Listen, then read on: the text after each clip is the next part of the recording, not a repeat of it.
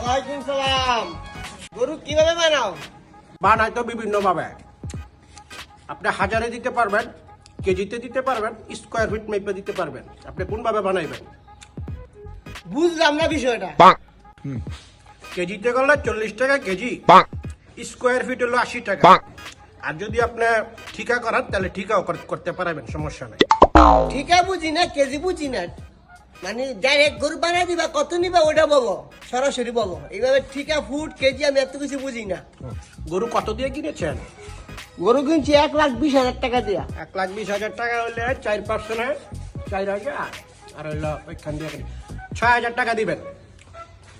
6,000 টাকা দিব, ঠিক আছে, কিন্তু তোমাকে যে কষাই দেখা যায়, তোমরা তো কষাই, আমার মনে হয় না যে কষাই।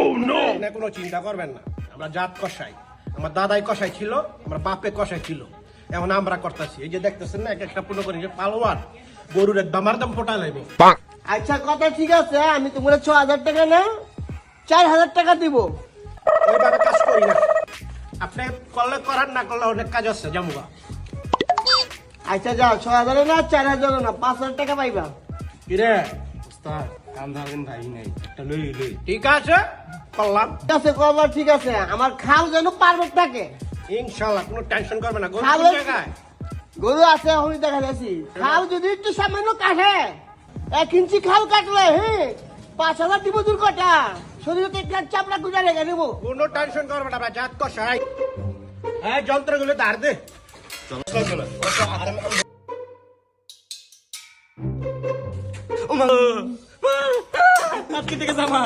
শালা কামড়া করছি কি? কামের আগে দাঁত একটা বই রয়েছে।